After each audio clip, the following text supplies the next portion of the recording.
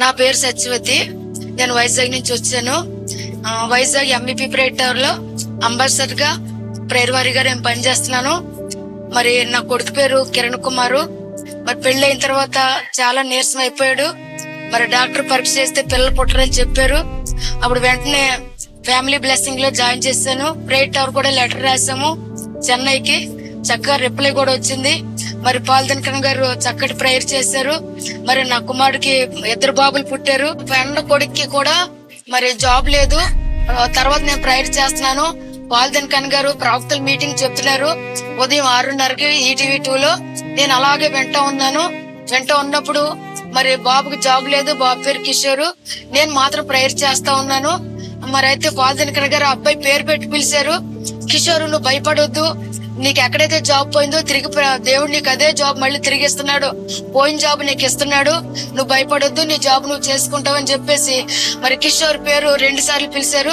ఆ విధంగా బాబు కూడా మరి చనిపోదామన్న స్థితిలో ఉన్న బాబుకి మరి పాల్దన్కన్ గారు పేరు పెట్టి పిలిచి ఆ బాబు జాబ్ ఇచ్చేసారు. వెంటనే ఆ బాబు మరి చనిపోదాం అనుకున్న అబ్బాయి మరి అది చనిపోవడం విరమించుకుని ఇప్పుడు చక్కగా జాబ్ చేసుకుంటున్నాడు. మరి చక్కగా ఫ్యామిలీతో పెళ్లి కూడా ఛానల్ అవ్వలేదు. ఎంతగానో ప్రార్థన చేశాము. మరి ప్రైవేట్ టవర్ లో కూడా టీవీ క్లబ్ మెంబర్ గా జాయిన్ చేశాను ఆ బాబుని. మరి నా చిన్న కుమారుడు కిరణ్ కుమార్ కి అయితే తెల్లకణాలు తగ్గిపోయి అని చెప్పేసి అన్నారు. ప్రభా, నా కొడుకు అన్నం పెట్టవా, నా కొడుకు బాగు చేయవా, నేను ఎంతో అనుకుంటుంటే నాకు ఇప్పుడు వాక్యం ద్వారా కూడా మాట్లాడారు. కొరింథీ పత్రిక 15వ అధ్యాయం ద్వారా కూడా ప్రభు మాట్లాడి నేను చదువుకున్నాను ఇప్పుడు లోపల కూర్చుని. ఆ విధంగా పాల్ బ్రదర్ ప్రార్థన ద్వారా మా కుటుంబంలో ఎవరికన్నా ఆరోగ్యాలు వచ్చినా చక్కగా ఆరోగ్యంగా ఉన్నారు. మరి ఆయన ద్వారా కూడా నేను ప్రభు నాతో మాట్లాడడం జరిగింది. ఆయన స్వరాలు కూడా నేను విన్నాను. ప్రభుని కూడా ఆయన ద్వారా కూడా నేను చూశాను. మరి ఇప్పుడు నేను అదే ప్రైవేట్ లో నేను జాబ్ చేస్తానని నేను అనుకోలేదు, నాకు తెలియదు. నా చెల్లెలు కొడుకు కూడా మేడ నుంచి పడిపోయినప్పుడు చచ్చిపోతాడని అనుకున్నాము. మాది కాకినాడ నుంచి మరి అక్కడ తీసుకుని వెళ్ళిపోయాము. బతకడు చనిపోతాడు అన్నారు. వెంటనే నేను వైజాగ్ ప్రైవేట్ ఆ రాత్రి మీదే పాల్ బ్రదర్ కి ఈమెయిల్ పెట్టమని నేను చెన్నై ఫోన్ చేశాను.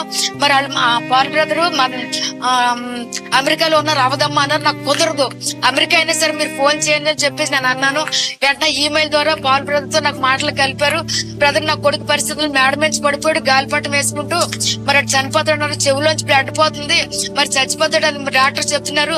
నా కొడుకు ఎలాగన్నా బ్రతకాలని నేను తెలుగులో చెప్తున్నాను. ఆయన తమిళలో మాట్లాడుతూ చక్కటి ప్రార్థన చేశారు. ఏమవుతుంది, నీ కొడుకు బ్రతుకుతాడు, చక్కగా ఉంటాడని చెప్పేసి పాల్ బ్రదర్ అన్నారు. మరి ఇప్పుడు ఆడు 6వ తరగతి చదివాడు, పడిపోయాడు బాబు. అప్పుడు నాకు ఎలా చెప్పాలి నాకు తెలియలేదు. మరి ఇప్పుడు ఇంటర్ 2nd ఇయర్ పూర్తయింది. బాబు చక్కగా ఉన్నాడు, చనిపోతాడు అన్నాడు. చెవులోంచి బ్లడ్ అంతా పోయింది. మరి ఫిట్స్ కూడా వచ్చేసి మొఖము కాళ్ళు చేతులని వెనక్కి వెళ్ళిపోయి అప్పుడు పాల్ బ్రదర్ ప్రేయర్ ద్వారా బాబు స్వస్థత వచ్చింది. చక్కగా ఇప్పుడు ఇంటర్ పూర్తి చేశాడు, చక్కగా ఉన్నాడు. మరి ఇంకా డిగ్రీకి పంపించలేదు, నీట్ రాద్దానికి తయారవుతున్నాడు. బాబుని పాల్ బ్రదర్ ద్వారా కూడా నా కొడుకు, నా చెల్లెలు కొడుకు కూడా బ్రతికాడు.